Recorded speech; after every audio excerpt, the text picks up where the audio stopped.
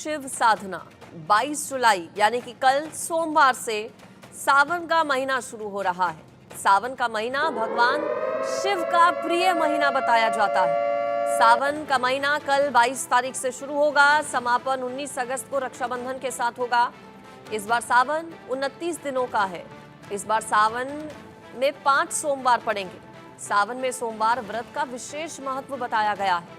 शिव की पूजा से सुख और समृद्धि की प्राप्ति होती है। सावन का महीना शिव का सबसे प्रिय महीना बताया जाता है। सावन हो, सोमवार हो, इससे बेहतर दिन कोई बताया ही नहीं जाता। सावन इस बार कल 22 जुलाई से शुरू हो रहा है 2024 में और 19 अगस्त तक सावन चलेगा। हिंदू धर्म में इस महीने का विशेष महत्व है। इस महीने में कई व्रत और त्योहार पड़ते हैं। ये महीना देवों के देव महादेव को समर्पित है। सबसे खास बात यह है कि महादेव को प्रसन्न करने और उनकी कृपा पाने के लिए यह महीना सबसे उत्तम माना जाता है। इस महीने में शिव शंभू की विधि विधान से पूजा अर्चना की जाती है। मान्यता है कि इस महीने में शिव की उपासना से सभी मनोकामनाएं पूरी होती हैं। सावन का पवित्र महीना शिव भक्तों के लिए बेहद खास माना जाता है। इस महीने में सभी ज्योतिर्लिंगों में कावड़ यात्रा का भी विधान है। शिव भक्त कावड़ में लाए जल से भोलेनाथ का जलाभिषेक करते हैं। सावन में रुद्राभिषेक या जलाभिषेक करने से देवों के देव महादेव बेहद प्रसन्न होते हैं, ऐसा कहा जाता है। इस बार सावन में 5 सोमवार पड़ेंगे और सावन के सोमवार का भी विशेष महत्व बताया जाता है। कहा जाता है कि आप पूरा साल भले ही शिव की पूजा ना करें, लेकिन सिर्फ सावन में या फिर सिर्फ सावन के सोमवार पर अगर आप शिव की आराधना करते हैं तो भगवान भोलेनाथ प्रसन्न होते हैं अपने भक्तों से, सभी मनोकामनाएं पूर्ण करते हैं।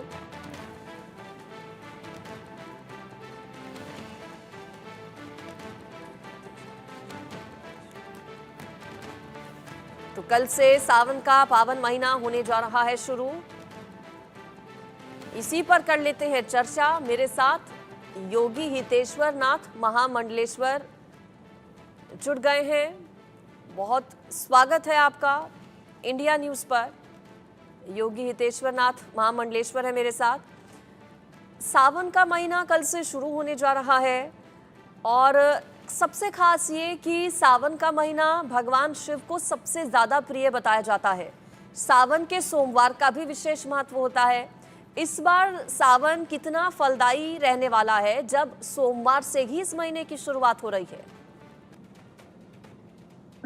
बहुत बहुत धन्यवाद आपके चैनल को, जो कि आप भगवान शिव के बारे में उनकी महिमा का वर्णन कर रहे हैं और पूरे देश को बता रहे हैं कि भगवान शिव की पूजा सावन के महीने में कितनी फलदायक होती है। सबसे पहले 2 शब्दों में कहूंगा, ओमकार बिंदु संयुक्तम नित्यम ध्यायन्ति योगिना कामदम मोक्षदम चैव ओमकाराय नमो नमः।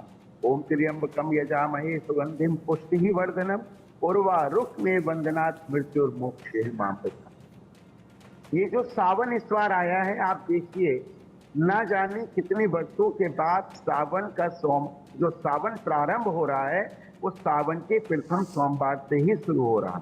पहली बात, ये बहुत ही शुभ है सभी जातकों के लिए।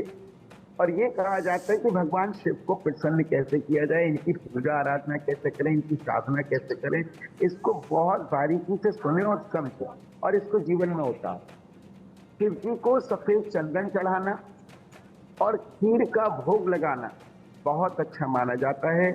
भगवान शिव को जो आप अक्षत चढ़ाते हैं, टीका करते हैं, कृपया करके कई माताएं क्या करती हैं, टूटे हुए चावल से भगवान का टीका कर देती हैं। तो टूटे चावल से नहीं, सावित चावल होते हैं, सावित अक्षत, उसी से महादेव का टीका करें। दूध, धतूरा, आग, गंगा जल। और गंगा जल याद रखिए, गंगा अगर मान लो माताओं को जल लेना है चढ़ाने के लिए तो भाई इतना गंगा जल नहीं होता, तो क्या करेंगे, पहले जल के लोटे में गंगा जल डालेंगे, बाद में शेष जल जो टंकी का पानी है फिर वो डालेंगे। पहले गंगा जल, ताकि वो गंगा जल में परिरूप हो जाए, वो उसका रूप ले ले, उसका आकार ले ले। तो पहले जल ले, गंगा जल, उसके बाद जो टंकी का जल है, जो घर में सामान्य जल है, उस जल को उसमें मिला के उसको गंगा जल बना दो। फिर चंदन, अक्षत और बेलपत्र चढ़ाना चाहिए। इससे महादेव प्रसन्न होते हैं और बहुत आशीष देते हैं, बहुत ही कृपा करते हैं। एक चौपाई आती है, राम सनेहु सनेहु, इसके बारे में सुनिए। ना तो नाते राम के, राम सनेहु सनेहु, मांगते जोरी कर जन्म जन्म शिव देव देहु, नाते राम के राम सनेहु। कहने का तात्पर्य है कि तुलसीदास जी ये कहते हैं कि भगवान शिव की साधना करने से राम की भक्ति मिलती है। और आपको बता दूं, सावन के महीने में आप महाशिव पुराण सुने, श्रीमद् भागवत महापुराण सुने, श्री राम कथा सुने, बहुत ही बहुत ही बहुत ही पुण्यों को आपके बढ़ाता है। क्यों? गावत शंकर सम्मुख भवानी, अरुघट संभव मुनि विज्ञान।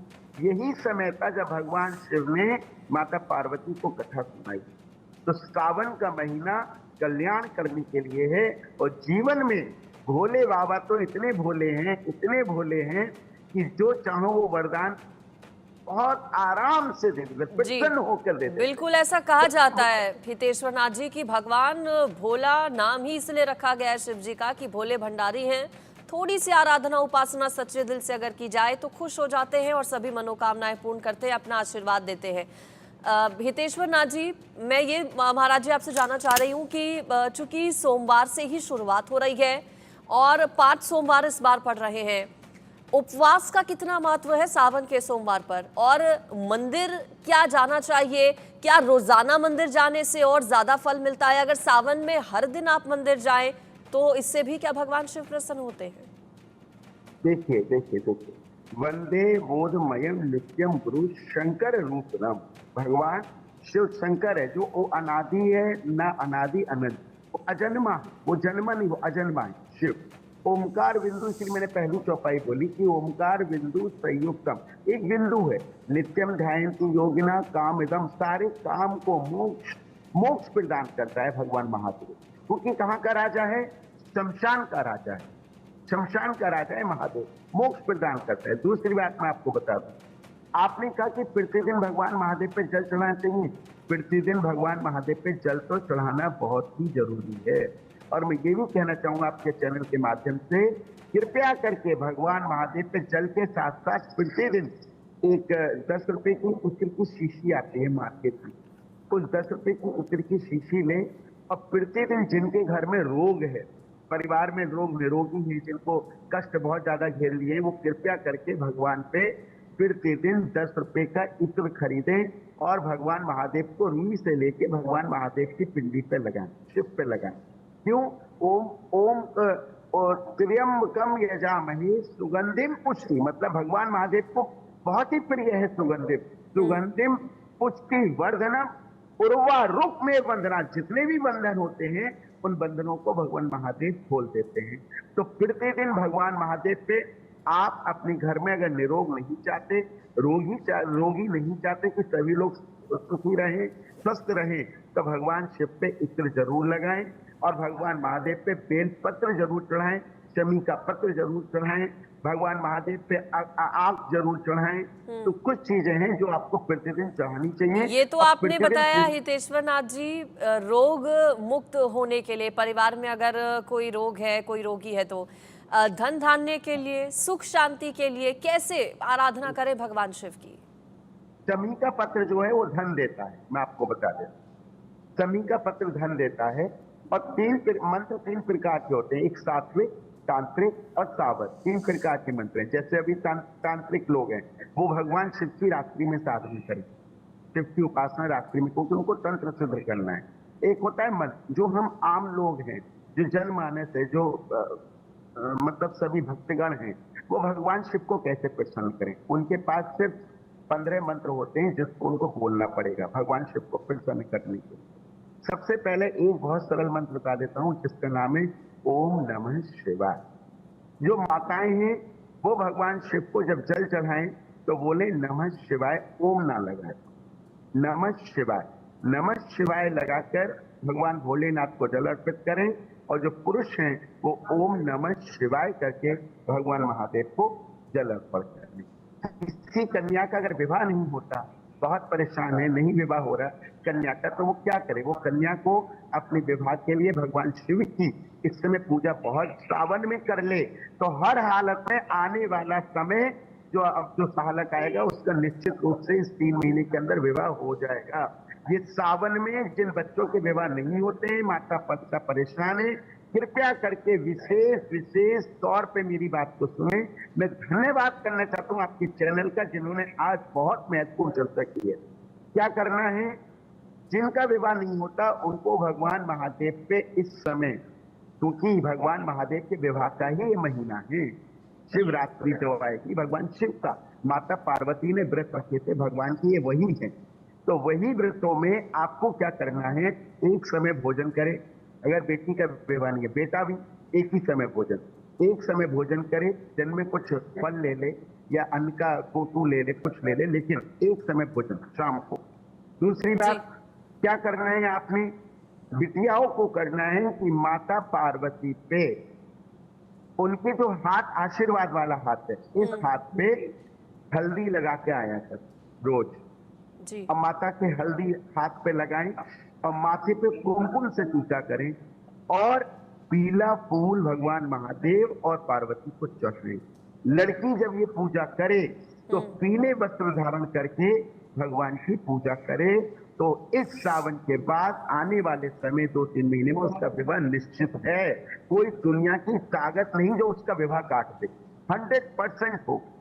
मैं बहुत महत्वपूर्ण बात बता रहा हूँ, कृपया इसको खूब अच्छे से लोगों को समझाना है, बताना है लोगों, क्योंकि बहुत लोग परेशान है हमारे भारत भूमि में जिनकी बेटियों के विवाह नहीं होते। मेरे पास कई लोग आते हैं, तो ये उपाय बहुत निश्चित है और इससे विवाह होगा। ठीक है, बहुत सुंदर बात आपने बताई है योगी हितेश्वर नाथ जी। उन महिलाओं के लिए, उन कन्याओं के लिए जिनका विवाह नहीं हो रहा है, क्या उनको करना है, कैसे भगवान शिव और पार्वती माता की आराधना करनी है, ये हमें बताया महाराज जी ने। मेरे साथ हिंदू धर्मगुरु महंत शुभम गिरी जी भी जुड़ गए हैं। बहुत स्वागत है आपका इंडिया न्यूज पर शुभम गिरी जी। हितेश्वर नाथ जी ने हमें बताया है ओम त्र्यंबकम यजामहे सुगंधिम पुष्टिवर्धनम उर्वा रुक्मिव बंधनान मृत्यु और मोक्षीय मामृतात्, इस मंत्र का जप करना है।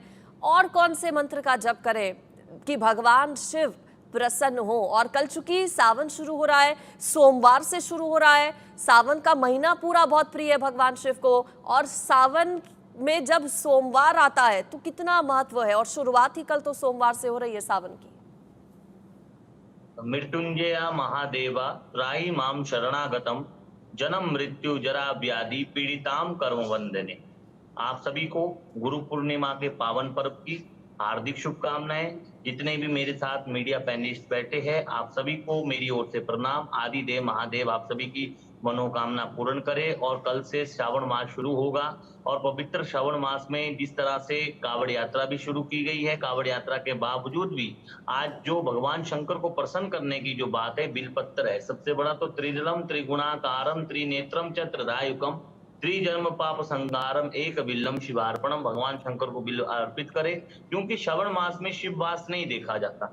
श्रावण मास में भगवान के नाना प्रकार से सुगंधित द्रव्यों से भगवान का रुद्र अभिषेक किया जाता है। भगवान शंकर का अभिषेक मान लीजिए, हम पहले पंचांग पूजा करते हैं, पंचांग देवताओं की पूजा करते हैं, फिर शंकर जी के गणों की पूजा करते हैं, शंकर जी के पार्षदों की पूजा करते हैं। शंकर जी के पार्षद उस प्रकार से है जैसे गणेश जी है, माँ गौरी जी है, गौरी जी के बाद नंदीश्वर है, कार्तिकेय भगवान है, कीर्तिमुख है, कुबेर है, भैरव है और पुष्पदंत है और बसुकी नाग है। तो शंकर जी के पार्षदों की पूजा, फिर शंकर जी के दूधाभिषेक से कोई धन की प्राप्ति की तो गन्ने का रस से अभिषेक करे। किसी को मतलब रोग है शरीर के अंदर तो जल में, गंगा जल में इत्र मिलाकर अभिषेक करे।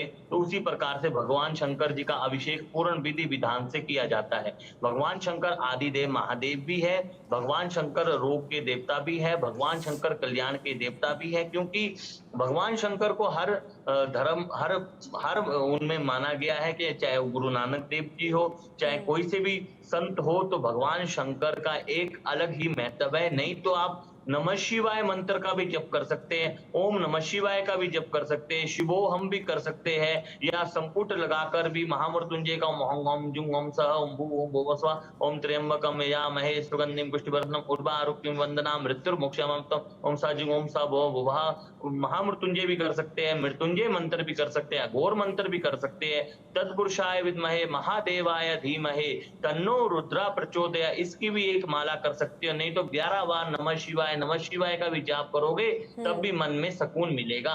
भगवान शंकर की एक अलग महत्वता है। जैसे मान लीजिए कई जगह अपराजिता के फूल भगवान में अर्पित होते हैं, कनेर के पीले कनेर के फूल भगवान में अर्पित होते हैं, सफेद कनेर के फूल होते हैं, धतूरा होता है, भांग होती है, ध्रुवा होती है, बिलपत्र होता है, मंदार मतलब आके का जो फूल होता है वो भगवान शंकर को प्रिय है, कमल का पुष्प भगवान शंकर को प्रिय है। दिव्य दिव्य नाना दिव्य दिव्य श्रृंगार से मान लीजिए हम पंचांग पूजा करते हैं, पंचामृत पूजा करते हैं। पहले तो हम भगवान शंकर का न्यास करते हैं, न्यास हमारी आत्मा को शुद्धि को, स्त्री न्यास नहीं करेगी, केवल बिलपत्र को शिवलिंग से टच करके ओम हृदयाय नमः, ओम सिर से नमः, ओम सिकाय वशत, ओम कब्जाय, ओम नेत्रा वशत, ओम अस्त्राय फट, इस प्रकार से हम क्रिया करते हैं। उसके बाद हम ध्यान करते हैं। ध्यान करने के बावजूद हम भगवान शंकर का पहले जल से अभिषेक कर जल से स्नान कराते हैं, फिर दूध से कराते हैं, उसके बाद थोड़ा जल छोड़ते हैं, फिर दधी से कराते हैं, फिर थोड़ा जल छोड़ते हैं, फिर उसके बाद घृत से कराते हैं, फिर थोड़ा जल छोड़ते हैं, फिर मधु से कराते हैं, उसके बाद थोड़ा जल छोड़ते हैं, फिर शक्कर से कराते हैं तो शक्कर के बाद थोड़ा जल अर्पित करते हैं, फिर सुगंधित द्रव्य से कराते हैं, कोई गन्ने का रस से कराते हैं, कोई बेल के रस से कराते हैं, जी। और उसके बाद बेल के रस के बाद कोई भस्म से स्नान कराते, कोई भंग से स्नान मतलब विद्युत धना भांग से स्नान कराते, फिर लेपन करते हैं भगवान शंकर का। उसका लेपन के बाद चंदन लगाकर और एक बिलपत्र अर्पित कर कर और रुद्राक्ष की माला चढ़ाकर फिर रुद्राक्ष अभिषेक करते हैं, रुद्राक्ष अध्याय करते हैं। एक तो नमक चमक होता है जिसमें 11 बार रुद्र अभिषेक होता है, एक लघु रुद्र होता है, एक महारुद्र होता है। बहुत बड़ा महत्व है, इसके बारे में आगे कभी चर्चा होगी तो पूरा दिन ही लग जाएगा। लेकिन शिव एक ऐसे देवता है, शिव कल्याण के देवता है, चाहे वो श्रीमद् बिल्कुल, भागवत को ले देवों लीजिए, के स्कंद देव है पुराण को ले लीजिए। महादेव, देवों के देव महादेव भोलेनाथ को कहा जाता है। शिव, सावन और सोमवार जिस पर हम चर्चा कर रहे हैं, विशेष महत्व हो जाता है जब सावन का महीना होता है, सोमवार का दिन होता है। हितेश्वर महाराज जी, चूंकि कावड़ यात्रा का भी विशेष महत्व सावन के महीने में बताया गया है और जलाभिषेक, रुद्राभिषेक भी बताया जाता है कि भगवान भोले को बहुत प्रिय है और प्रसन्न हो जाते हैं भोलेनाथ जो जलाभिषेक और रुद्राभिषेक करते हैं। और इसके अलावा और क्या करें, कुछ आसान सिंपल, चूंकि आजकल रोजमर्रा का जीवन लोगों का बहुत ज्यादा व्यस्तता बहुत ज्यादा रहती है, ऐसे में आसान कुछ आप बताइए कि भक्त कर पाए। मेरा भोला है भंडारी, करे नंदी की सवारी, दीनानाथ रे, ओ दीनानाथ रे।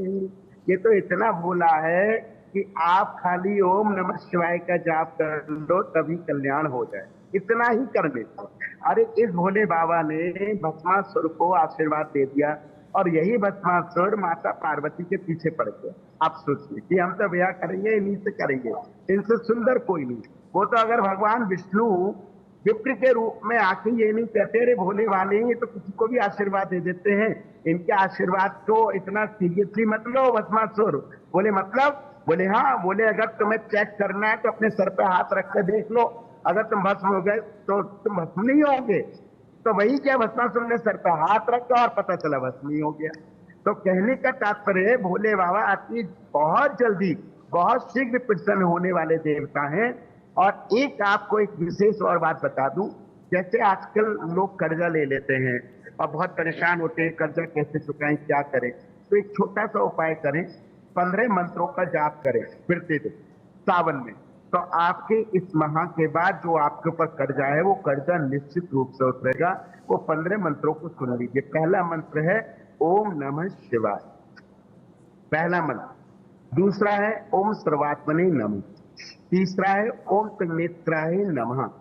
चौथा है ओम हरयाय नमः। पांचवा है ओम इंद्रमुखाय नमः। छठा है ओम नीलकंठाय नमः।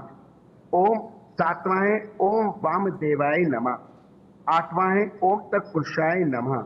नववां है ओम ईशनाय नमः। 10वां है ओम अंतर्धर्माय नमः। 11वां है ओम ज्ञानभूताय नमः। 12वां है ओम अनंत वैराग्य सिंहाय नमः और 13वां है ओम प्रधानाय नमः और 14वां है ओम व्योतमानने नमः और 15वां है ओम युक्तेश्वात्मनाय रूपाय नमः। और जो 15वां मंत्र है अभी हमारे शुभमगिरी जी ने बताया, मुझे बड़ा अच्छा लगा, उन्होंने बड़ी अच्छी जानकारी दी है, उसको लोगों को समझना चाहिए। जो 15वां मंत्र है वो उन्हीं का मंत्र है जो अभी उन्होंने बोला, ओम तत्पुरुषाय धीमहि, ओम तत्पुरुषाय विद्महे महादेवाय धीमहि तन्नो रुद्रो प्रचोदयात्। ये मंत्र 15 मंत्र अगर जाप कर लेंगे जी। तो आपका जो कर्जा है उस कर्जे से आप मुक्त हो जाएंगे और भगवान महादेव की कृपा बनेगी। बिल्कुल, बहुत सुंदर बातें आप दोनों ने ही बताई हैं। समय की चूंकि कमी है, लेकिन लंबी चर्चा इस पर, जैसा कि शुभम गिरी जी ने बताया कि पूरा दिन भी छोटा पड़ जाए जब भगवान भोलेनाथ की होती है बात। जी। एक बात बोलना चाहता हूँ सिर्फ एक सेकंड के लिए कि ये देखिए, ऐसा कोई सा महीना नहीं है जो कि गुरु से शुरू हो। ये पहला महीना है 12 महीनों में जो गुरु से शुरू होता है। गुरु ब्रह्मा गुरु विष्णु गुरु देवो महेश्वरा, गुरु साक्षात परब्रह्मा तस्मै श्री गुरुवे नमः। बिल्कुल, और गुरु पूर्णिमा भी है आज, लेकिन समय की मेरे पास कमी, माफी के साथ आपको रोक रही हूँ। बहुत शुक्रिया आप दोनों का।